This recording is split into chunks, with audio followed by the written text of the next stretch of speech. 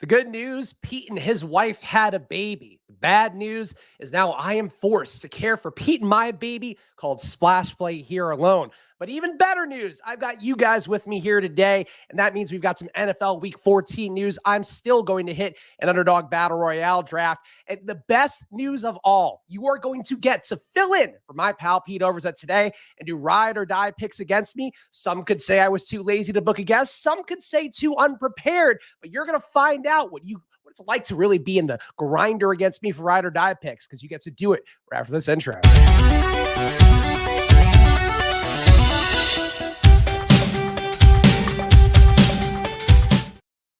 Hello, everyone, and welcome to another edition of Splash Play. And I apologize to those who will be disappointed to see no Pete here. The good news for him, though, he does have a beautiful baby girl named April. So if you have not gone to wish him congratulations on Twitter, please do so right now, because that is a courteous thing to do when somebody is on social media posting a photo of their baby, knowing they have to, only to realize that, oh yeah, now I actually have to care for the baby and be exhausted every minute of the day. That's the fun of it all. But I appreciate each and every one of you hanging out with me. And of course, as is going to be the case here, I'll waste no time getting right into it with the Week 14 news. Start with the running backs. Josh Jacobs officially seeing a specialist for his pinky finger injury after coming back in on Thursday Night Football. Feels like this is one of those injuries to me that might be him not playing more this year, just because of the fact of the Raiders blowing that one last night basically ruins any chance they had at making the playoffs, if they had one at all. But it seems like a lot of worry. Best ball season, of course, very much upon us. This is elimination week. This is when the advanced rates matter, guys. But if you have Josh Jacobs on your teams, like Pete and I do, like I do as well on some of my solo teams, it's not looking good for us with Josh Jacobs moving forward. We'll find out as we go. Shout out to the chat as well. Shout out to Ross. Shout out to everybody watching after the fact. I appreciate you guys hanging out with me as this entire week of me alone on this channel. And again, I really should have booked a guest. I was like, you know what? I'll ask my pal Sal Vetri. I'll ask Greg Ehrenberg, but I didn't know for sure that Pete was going to have the baby. So I just didn't do it. And that's how life goes, guys. That's how you end up stuck with just old Spags on a Friday, but have no fear. Big energy, because I've been up since 6 a.m. dealing with Luca by myself with Alex out of town. So we're crushing it here. Baby life is really rearing its ugly head for everybody, or its beautiful head, I guess, depending upon how you feel about that. Other running back news, Kenneth Walker out of practice yesterday, as well as DJ Dallas. Both guys looking like they're going to be out versus Carolina. That would mean that Travis Homer and Tony Jones would take the lead backs in that situation. I don't know that I have a lot of faith in either guy, but I do think if you are desperate in season long, if you're desperate in your championship or your playoff games right now for the fantasy football leagues out there, if you're desperate on DraftKings, these guys are in play a little bit more so on there. Either way, though, it feels like Travis Homer will be the lead back. Tony Jones, a guy that they basically picked up off waivers, going to be the second tier back in that situation. Leonard Fournette also missed practice, so it looks like it could be Rachaad White starting for San Francisco. I'm not sure that one matters too much, but it is still one that could matter for you guys out there. Certainly matters for Rachaad White getting a little bit more work. That game, though, one of the lowest totals of the year for the Bucs, actually the lowest total of the year for the Bucs, going against the Niners. I think the Bucs are held together by glue and hopes and a dream. I don't see them being a good team to go to in that spot, but certainly just the volume of the workload, the pass game being there with a lot of pressure likely to go Tom Brady's way. Rachaad White could be valuable, especially in those PPR leagues out there. Pete's seed is strong, says mouth breather, hand builder. It is in fact strong. The boys can swim. At the end of the day, that's all that matters. And shout out to Iceman as well, showing up live. I appreciate you guys hanging out with me here. I'm going to run through it all, even if we don't have the usual pitter patter banter, the Pete tearing me down, me being really kind to him, generous generally. I try to do shows, but despite that, we're going to get you guys all the things that are normally a part of Splash Play. And then next week, I will try to actually book a guest. As everybody knows, people love doing free content during the holiday season to do on lowly viewed YouTube channels. We're going to push through. Damian Harris also trending towards being out again on Monday Night Football. He also might be one of those guys that's a sunk cost on the year, because even if he gets back in, Ramondre Stevenson going to be very much a more important play, a guy that they're featuring more down the home stretch. But still, going against Arizona would have been a nice spot for Damian Harris potentially on those showdown slates, or if you drafted him in season long or in best ball to give you one more shot getting some points out of him. Looks like he's not going to be going again after missing practice. For the QBs, it's Tyler Huntley starting at Pittsburgh. Officially, I guess they were holding on hope that Lamar could make it in despite having a strained PCL. He is, in fact, looking like he's officially going to be out. Huntley, not a great total for Baltimore. That's been the case all week. The Vegas lines certainly expecting Huntley to go. I think Huntley is very live as a tournament play. He might be my ride or die picks, and maybe you guys could pick him too if you're picking for Pete. And please chat, really, if you're in chat right now, strap in, stay there, because I'm going to need people to create picks for Pete. Otherwise, I'm just going to do it myself. I'm going to make them up and give him terrible picks. So if you want to give Pete a birthday gift, a baby gift rather, and you don't want to actually, spend money on it, hang out and chat, give him some good ride or die picks, because frankly, he probably needs them a lot more than anybody else at this point. Davis Mills starting again this week for Houston, likely with no Brandon Cooks or Nico Collins. That game against Dallas is going to be a bloodbath.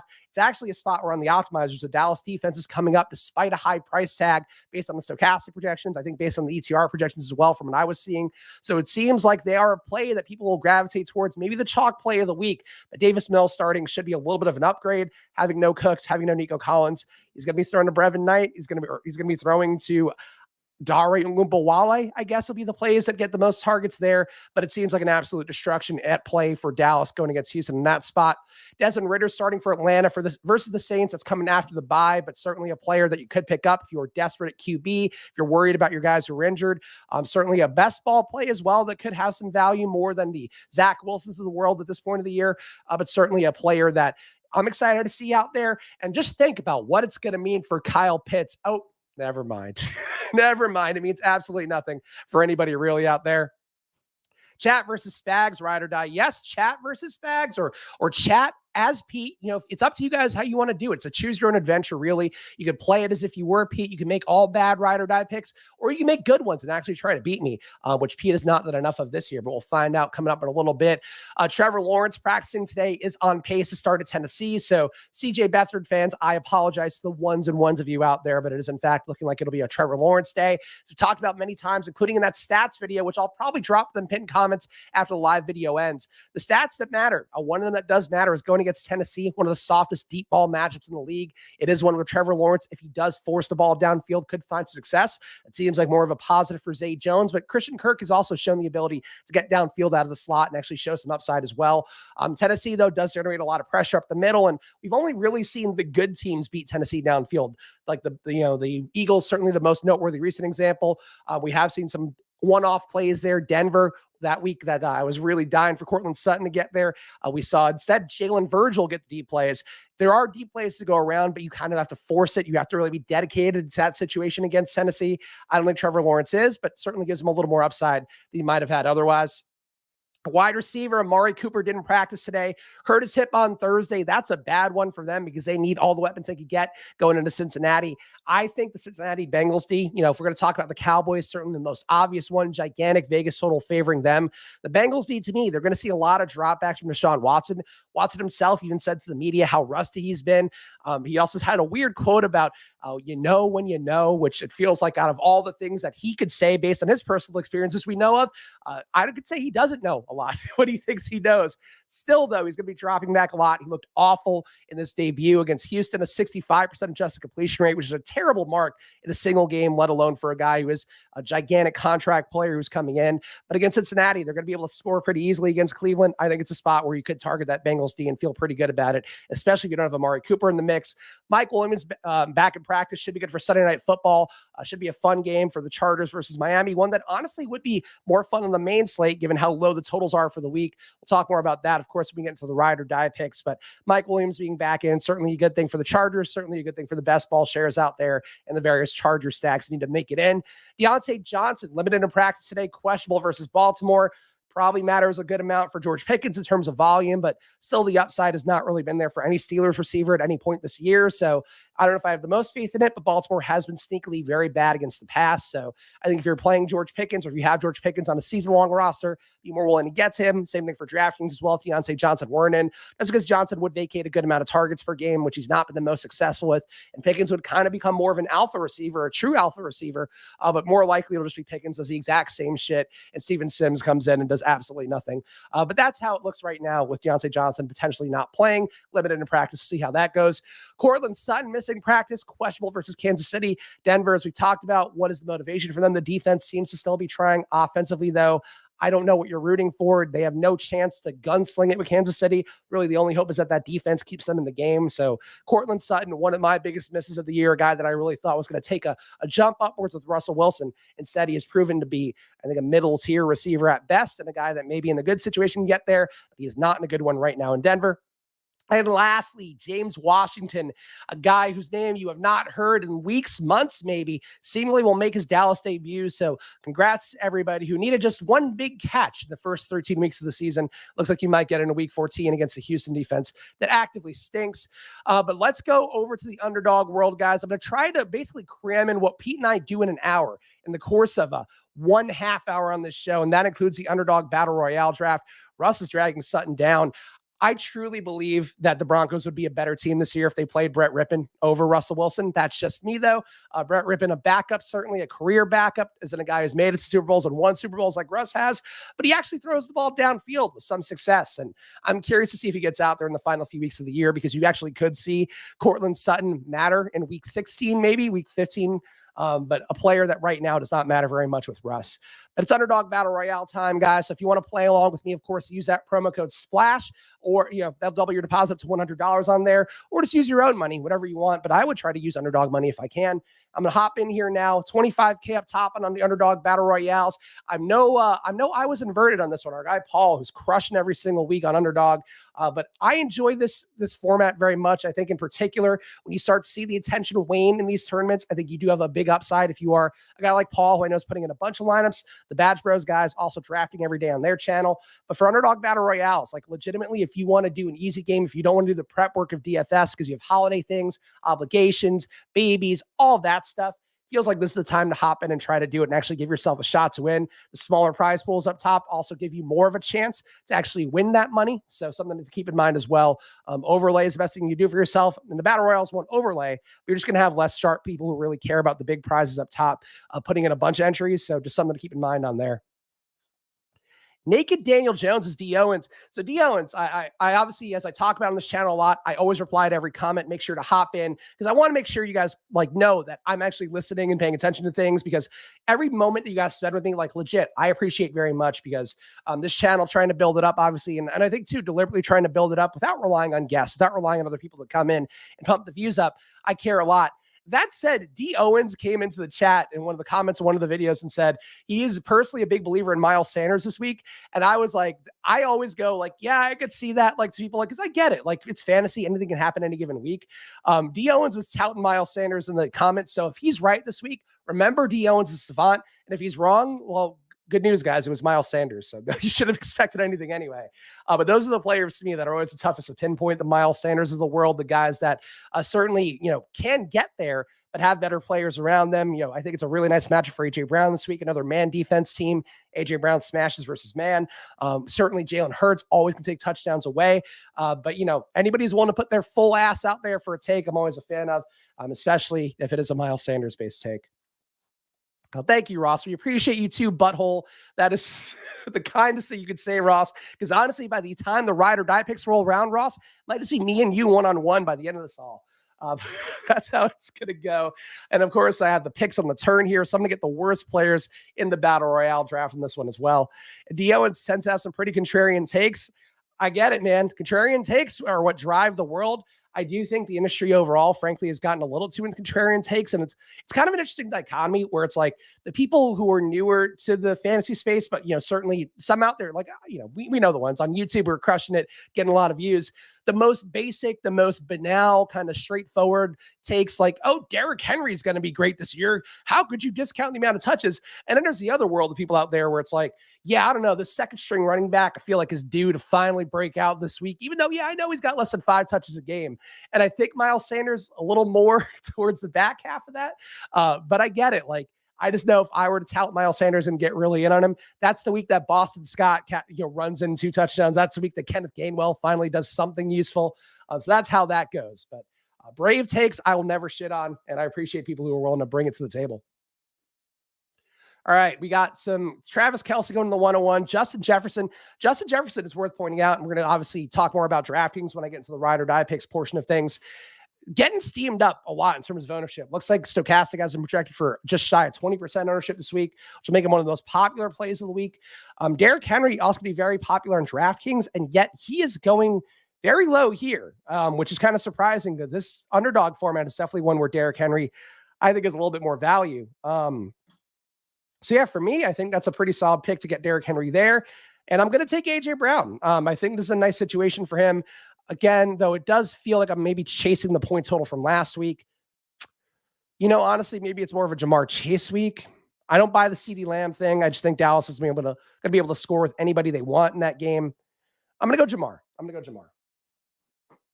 Hard to pick the Jamar Chase upside weeks, but certainly a spot against Cleveland on the year. Pretty bad against wide receiver twos, 31st in the league against wide receiver twos, 8th in the league against wide receiver ones is going to be the Cleveland defense, it looks like. So actually, no, 15th in the league against wide receiver ones is Cleveland, but still equally bad against wide receiver twos. So Chase can get there in any spot, but maybe more of a T. Higgins week. He's also going to be going this week after being having some practice issues throughout the course of the week so far. Okay, D. Owen's favorites so far: Mahomes, Henry, Elliott, Lockett, Moore, Kelsey. So that would be it just for the Battle Royale, D. Owens, I presume. D. Owens was actually asking me too about a Sam Darnold stack in Battle Royale, and I actually think that one is kind of live this week. To me, if you get a Darnold Moore stack, tough maybe to expect that upside for DraftKings for an underdog Battle Royale draft where you just kind of need him to really, Darnold rather to come along for the ride with Moore. I'm very much intrigued by that pick. So, yeah, solid team though for D. Owens, but I don't hate the Darnold choice either. Shout out to Hugo. Shout out to everybody else here. I'm just hanging out, man. I'm just vibing. It's a 2 p.m. show. I was kind of like, you know what? I only do 10 a.m. normally on Fridays because it's the easiest thing for Pete's schedule. For me, I like to do shows in the afternoon if possible, or, record it, then release it in the afternoon. So I'm excited to be here in the afternoon. I actually thought about getting some eggnog going for this one, but as you can hear, the throat's still suffering, the lungs still suffering. So after I've been pounding ice cream at night to make my throat feel better, probably don't need more dairy in my life for how that ecosystem works. But yeah, that's my updates for the day. Taking care of a baby since 6 a.m., chock full of mucus. It's a delight here having a child. Congratulations again to Pete. Can't wait for him to have the best of times of that one. Oh, it's a perfect time for Hugo. Then good. I made the right choice.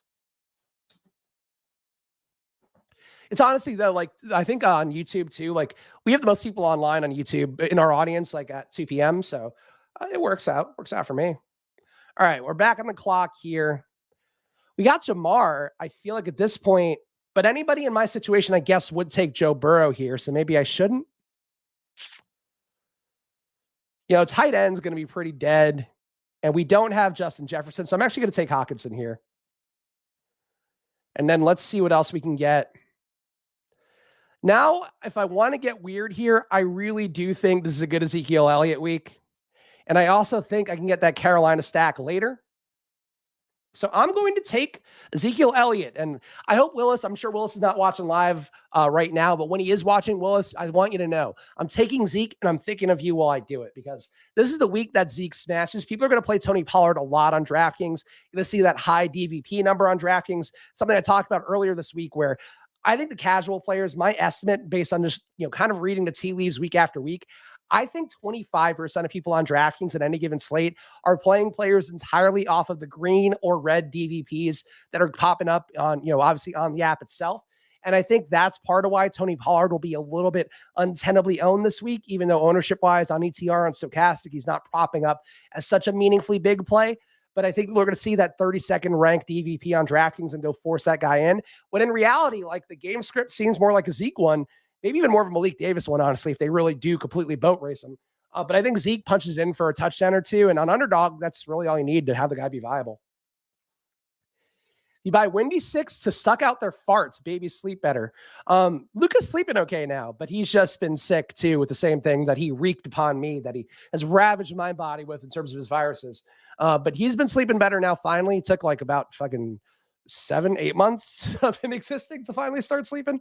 But now it's just been legit. Like I've been sick for 4 weeks. On Saturday, it'll be 4 weeks of being sick. That's the joy of fatherhood that Hugo's talking about here. Yeah, it's just, I actually ordered some zinc for the first time in my life because I'm gonna start taking zinc on the regular, just so I don't catch whatever daycare shit is swimming around in the baby's body. But that's the parenthood that people don't tell you about, is just, oh yeah, cool. Like exhaustion also as the dad, like you're probably going to be tired overnight because you should suck it up to do the overnights. Like don't make the mom do it because she's going to be much more miserable as a result of just everything else that she has to deal with. So those are my pro tips. If I told Pete, I was like, hey, I'm here for advice if you need it. But like, I think Pete is going to be good on his own. That said, the one advice I would give out to any new dads out there, potential dads, take on the overnight and just suck that up. And then you'll get away with a little bit more during the daytimes, just because the overnights are the hardest part for sure. All right, back on the clock here. We got our tight end. We got our Zeke. Now is the time we're going off the board, I think, because I doubt DJ Moore has been taken. And I think DJ Moore is in a fantastic spot against Seattle. So I'm going to take him. And D. Owens, I told you, this is a play that I don't mind very much. Sam Darnold, very small sample size ball for him on the year. Sam Darnold has been very good so far this year. So I will say my team here that now has Sam Darnold, Derrick Henry, Ezekiel Elliott, Jamar Chase, DJ Moore, and TJ Hockenson. Is it the best team relative to the ADPs? Probably not. Is it the best team relative to projections? Also probably not. Is it a team that can win a tournament if Sam Darnold actually has learned something from being benched yet again in another stop in his career? I think so. So I feel pretty good about this team, and hopefully you guys feel good about that experience as well. Amen on that pro tip. Yeah, that's one. My uncle actually, so my uncle, I mentioned him before on streams, and I'll pull off the Underdog board here. My uncle plays guitar for Rick Springfield, and he's been like a career musician, has played for like a bunch of noteworthy acts over the course of his career. Tiffany, for any of the older guys out there who remember the hottest acts of the 80s. He's also 60 years old now, but like is a guy who lived in LA, now lives in Nashville, has spent his entire life, acting young. He does not have the ability to do anything in terms of like being a dad and like doing all the day-to-day shit. So I told him, I was like, look, just do overnights and suck it up because you're up late anyway. And that's the one way to make sure that you're actually adding adequate value to the relationship. And he seemed like he listened. So hopefully he does listen, and hopefully you guys do too. That's my one dad pro tip I've picked up. Besides, make sure the lady takes the drugs before they break her water manually. That's going to be the other pro tip. All right, we're going to, again, the goal is to finish this show in record land speed for this one, but I am going to share the Ride or Die Picks record so you guys know right away. I've, in fact, crushed it this year.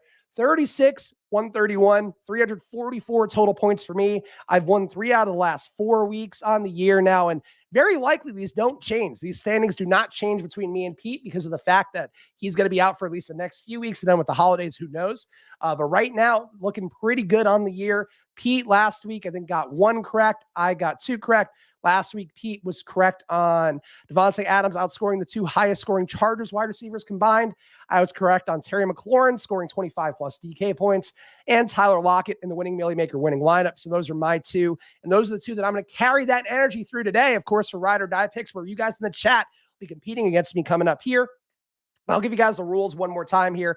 And basically the way we're going to play this is I'm going to give the chat, I think it's basically going to be either first answer in the chat in terms of what you guys want as a Ride or Die pick, or whatever seems like the most fair one for Pete.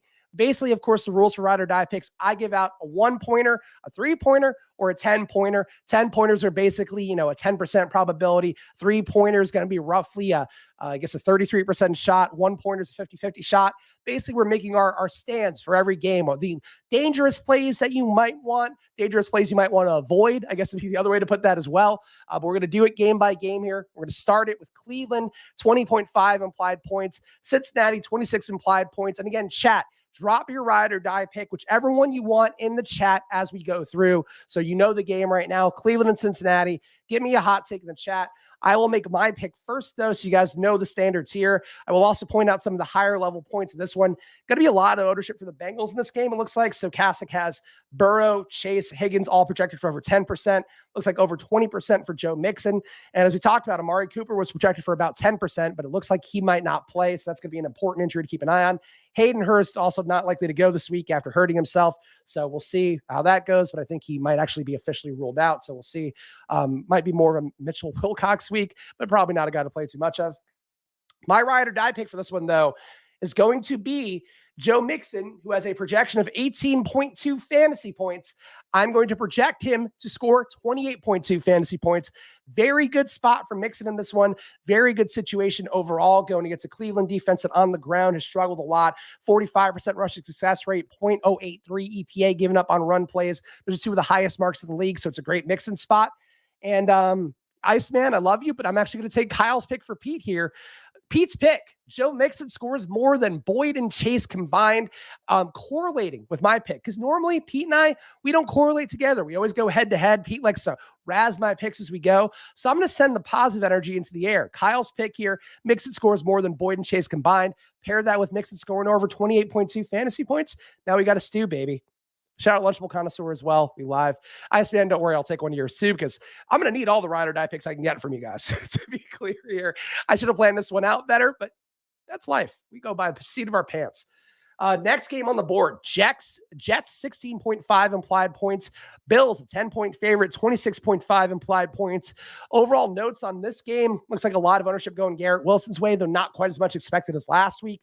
Just under 15% according to Stochastic. Also looks like 15% going to Diggs' way, which a little bit surprising. Diggs to me would have been an interesting play, not a great one to go to if you were going to get him at high ownership, but seems like one that's not the best. Oh boy. All right. You know what? Ross got a spicy one in right away. So this is going to be Pete's pick.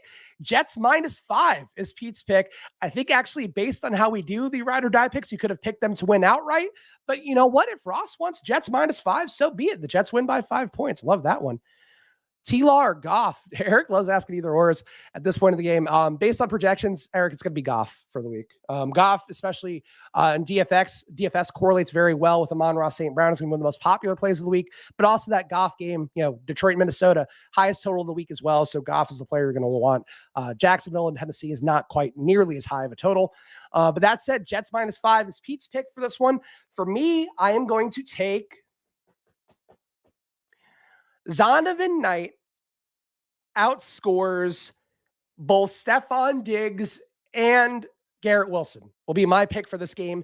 That's one that's real tough on paper. The Bills have defended the shit out of the run, -0.113 EPA on the year against the run. Also very strong rushing DVOA numbers, -22%. But that's what makes it a 10-pointer, guys. When you're in a tough matchup, you got Michael Carter likely back in for that game. Zonovan Knight is a beast, dude. Like Zonovan Knight is one of the guys that I've been most excited about to see actually play football within these basically the last month. 34.5% avoided tackle rate for him on the year, getting some targets, 5.5 yards per rush, which is a binary number. But you pair that with 3.7 yards after contact per rush. Dude's been looking pretty good. 2.5 intended red zone touches per game. Carter being back in is going to make that a pretty thin play, but it's one that I'm still intrigued by. And the talent level of Zonovan Knight, he might be like the third best rookie running back I've seen this year. I'd put him behind Breece Hall. I'd put him behind Kenneth Walker. I'd put him right there with Dameon Pierce, I think. So feeling pretty good about that. Next game up for the chat to make their pick for Pete, 13.3 implied points for Houston, 30.8 implied points for Dallas. Dallas now a 17.5-point favorite at home in this game. Totals come down 1 point over the course of the week. Again, it's going to be Davis Mills starting. No Brandon Cooks, no Nico Collins, Chris Moore, the wide receiver 1, Jordan Akins and Brevin Jordan going to catch some passes. So I'm seeing a projection of 15 for Zeke from Stochastic. I will say Ezekiel Elliott scores over 25 fantasy points this week, guys. And that's a 10-pointer. As we know, just hard and fast rules here on the ride or die picks a splash play, and I'm making them for us all. Okay. These are good picks. I don't know which one to choose between these two, actually. I like D. Owens' pick, correlates with mine pretty well. But Kyle's got a good one, too. Dallas defense over 18 points. I took one from Kyle already, so I'm going to correlate again. I'll take another. Me and Pete just on the same page this week. I wonder why. When you guys make the decisions for Pete, why we're so much more on the same page. Zeke scoring over 3 touchdowns, though, I think looks pretty good to me. And that would certainly make him a tournament winner, make him much more likely to score the 25 fantasy points I'm looking for. So, D. Owens, you win this round. No, honestly, this one's pretty fucking thin, D. Owens. This one is pretty thin. But I'll take the better one for Pete's sake. For Pete's sake. I also, by the way, the puppet's here too. I could have done a show with the puppet. That would have been even more cringe, I'm sure. But I could have if I chose. Next game on the board, we got Baltimore, 17.5 implied points. Pittsburgh, 19.5 implied points. This is a spot to me where I've talked a lot about my love of Mark Andrews, my desire to play him every week because people have not been playing him, but we know he has that Travis Kelce upside. We know he has that slate-breaking upside, and yet he doesn't get there. He's actually won milli makers over the last month while scoring less than 15 fantasy points. That said, I am seeing a 13 fantasy point projection for Mark Andrews, And I think this week with Tyler Huntley, a guy who fed him really well down the stretch last year, I think Mark Andrews scores 23 fantasy points in this game, guys. It's another 10-pointer in the books coming up for me. So what do you guys want in the chat? Please let me know here coming up. You got Deontay Johnson questionable. Got George Pickens. All right, we got Pickens outscores Tyler Huntley. That's hurtful. We're now not correlating with my picks, but that's fine. That's your right as a chat. Let's see if anybody else has anything else on here, because I did just give D. Owens the right of the last pick for Pete. So chat, I'm counting it down in my head. Ooh, this one from Kyle's pretty good. Kyle and D. Owens bringing the Pete heat. I got to give you guys credit for that one. And Ross saying George Pickens 20-pointer. I'm seeing Pickens at a 10 fantasy point projection. Man. All right, well, what are we voting for here? Is the chat voting for the Huntley one? Huntley 100 yards rushing. He ran 10 times last week. Like, this would not be a crazy play at all.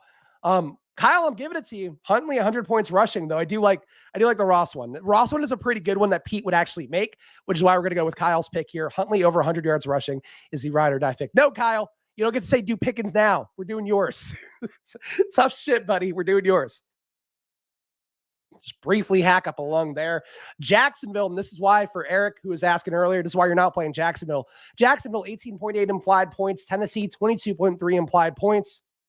Chalk playing this one's going to be Derrick Henry, though it's worth pointing out, as I did in the Stats That Matter video, which again, if you're watching after the fact, it's going to be pinned down in the comments. So take a look there. I cover literally every game and a bunch of key stats under 10 minutes or so. So check that out. But Derrick Henry in a good spot against Jacksonville, but Jacksonville actually has been much better against the run than they have been against the pass. They have a 0.138 EPA given up on dropbacks overall, but a minus 0.08 EPA given up on the run plays. So look, Derrick Henry can get there at any spot, but he's going to be 20% owned. I do think you could maybe start to nickel and dime that just a little bit. That said, I will go. I don't think it's a good ATN spot. I don't think it's a good spot for anybody really. But I do see a 10-point differential for Zay Jones and Derrick Henry. I will take a 10-pointer for Zay Jones outscoring Derrick Henry in this game. And to be clear, Derrick Henry is a good play. That said, for tournaments, if he's going to be owned by a fifth of the field, starts to get a little thin there. So I think that's a pretty good one. Oh, here we go. Derrick Henry less than 10 fantasy points. Ross, I think we're correlating again on this one. I think it's hard to believe he scores under 10 fantasy points. That said, my actual, my serious prediction for this one, if you guys want that deep intel, I think Derrick Henry scores 25 this week, but doesn't do enough to get into a Millie Maker winning lineup is my gut instinct. And honestly, that might be a 10-pointer in itself. But I think the play overall, I'm taking Zay Jones outscoring Derrick Henry. And we are taking, for Pete, Derrick Henry scores less than 10 fantasy points, even though it's going to be a tough one. Okonkwo Millie. You guys are bringing the heat. I got to give you credit for that. But we are sticking with the Derrick Henry. Derrick Henry less than 10 is a real bold take, because holy cow, are there going to be a lot of disappointed people across both DFS and season-long leagues if Derrick Henry puts up less than 10 fantasy points against the Jaguars, who just have gotten beaten up by everybody over the course of the last month. It's not looking good for the Jags overall. So Derrick Henry, I would play him with confidence. That said, who knows? Who knows in DFS? The marquee game of the week, which honestly, I don't think anybody would have thought is the marquee game. Minnesota, 25 implied points. Detroit, 27 implied points. So give me some heat on this one, chat. Amon-Ra St. Brown going to be very highly owned, worth pointing out. Over 25% projected ownership on Stochastic.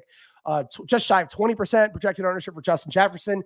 Over 10% for Kirk Cousins and Dalvin Cook. So it feels like, at least based on Stochastic's numbers, none of these guys are going to be sneaky. None of these guys are going to be low owned. They're also oddly projecting over 15% ownership for DeAndre Swift, which I wouldn't take at this point of the game, but that's up to you. Oh, I'm sorry, Iceman.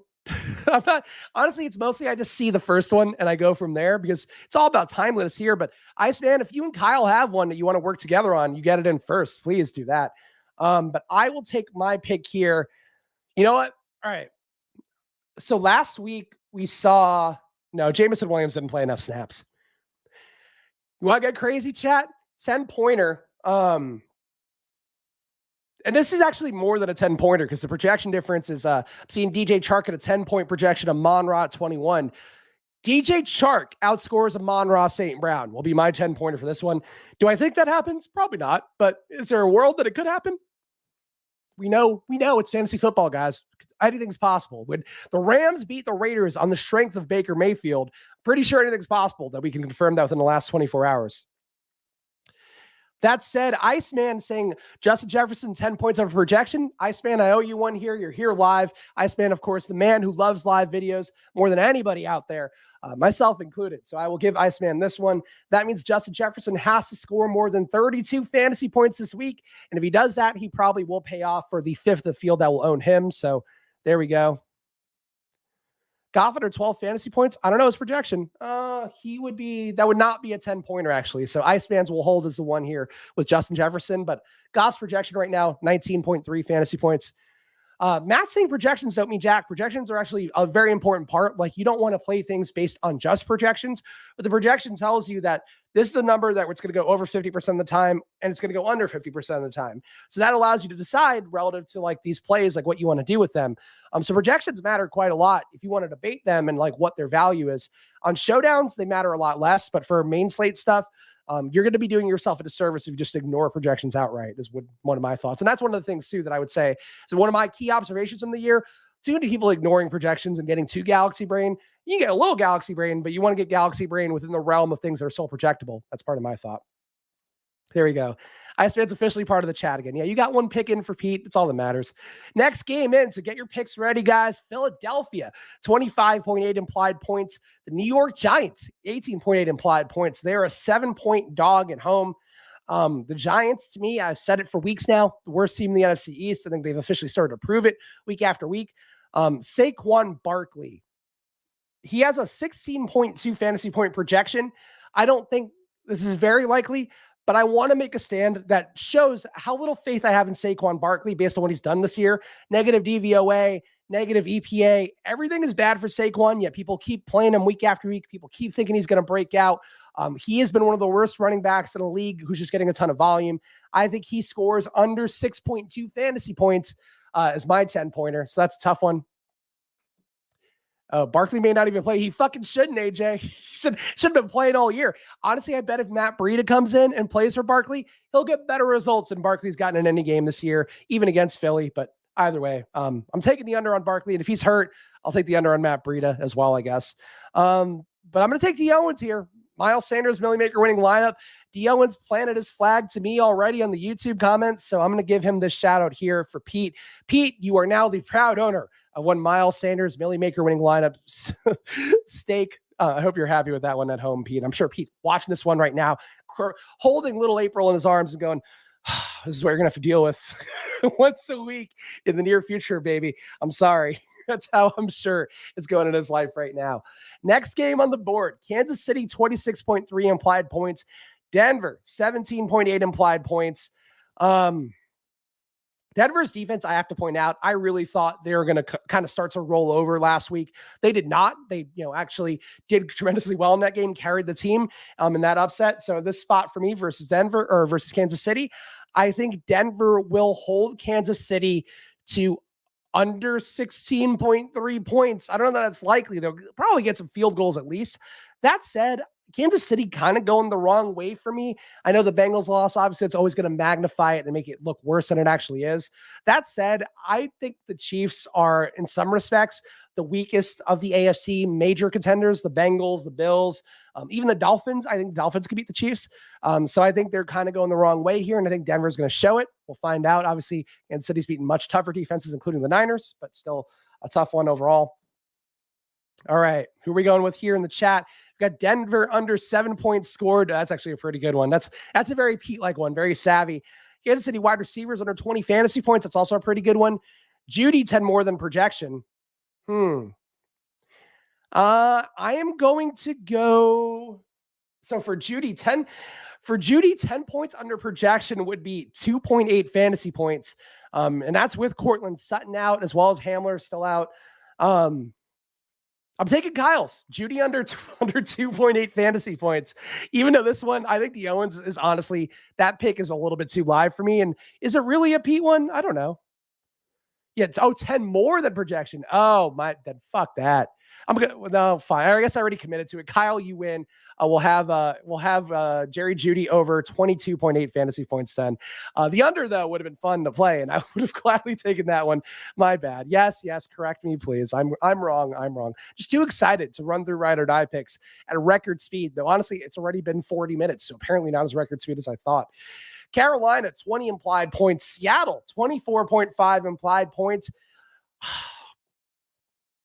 So you guys saw what I did in the Underdog Battle Royale draft. Sam Darnold, proud USC alum as well.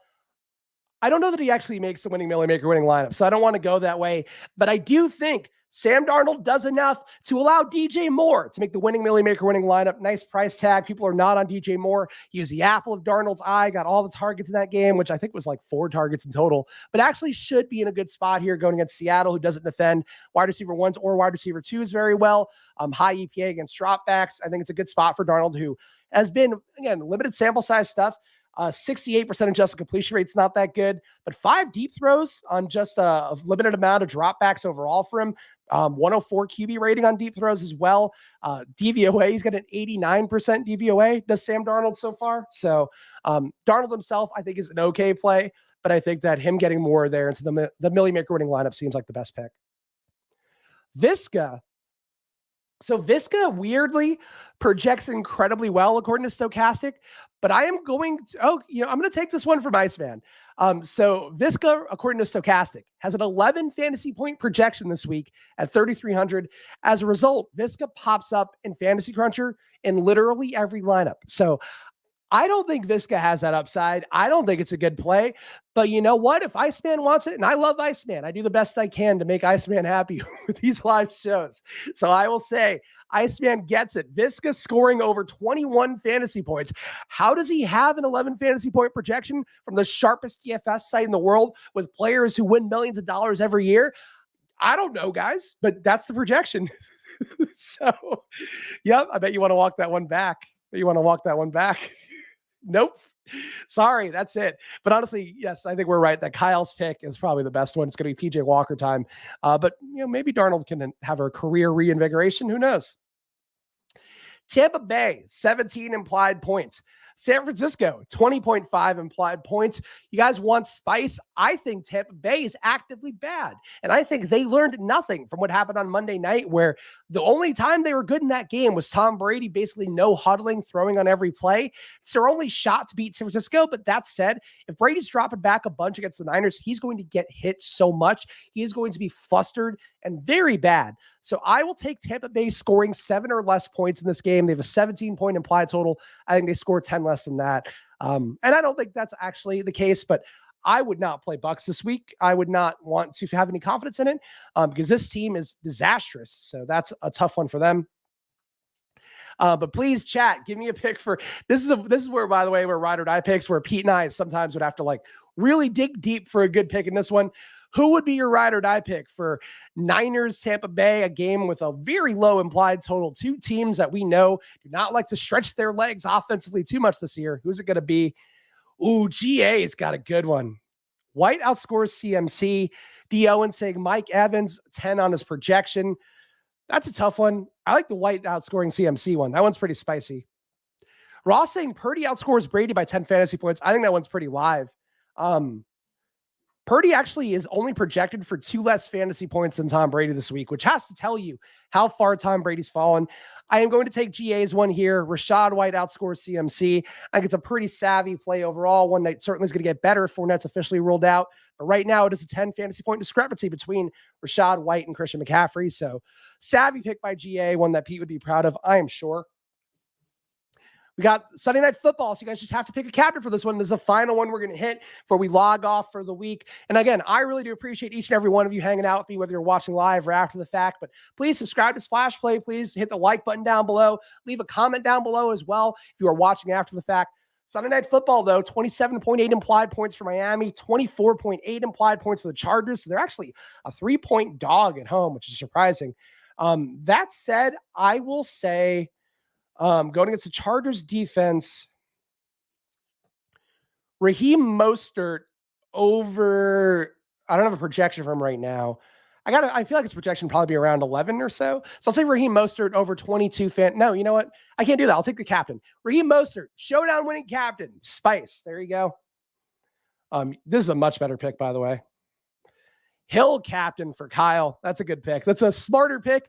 I, for some reason, was trying to play hero ball and went Raheem Mostert, but Hill's certainly the highest upside guy. Showdown captains, of course, do tend to be receivers for the most part, other than last night where Baker Mayfield, I'm going to tilt real fast for you guys before I hop off.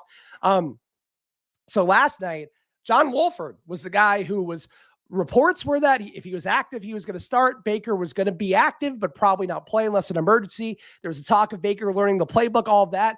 John Wolford carried his projection on Stochastic into lock time. I kept John Wolford in my lineups, thought he'd come in under-owned if he actually was a starter. John Wolford ends up in 50% of my lineups. You know who fucking did nothing last night? You know who played one drive and then yielded to Baker Mayfield? John Wolford, who was still on the sidelines and apparently could have come back in. But no, that was the reporting around that. And I will say, I think you guys will all be on the same page to me, so I'm preaching to the choir. But like, NFL teams, there is so much money on these games. There is so much money being staked across DraftKings, across FanDuel, across the actual sports betting stuff. How do we not know that John Wolford is going to get pulled after one drive for a guy who's on the team for 3 days? And they didn't know. Nobody knew. Nobody was like, hey, this is what's going to happen. That drove me nuts. That killed my lineups actively last night. Cost me more money with the way that I like to play, which is trying to take advantage of weaknesses, inefficiencies, and ownership. And yeah, that was one that Baker Mayfield was the showdown winning captain last night because people played him at 5% ownership. So that's my tilt for the week. And Kyle saying Captain Mayfield takedown makes you want to barf.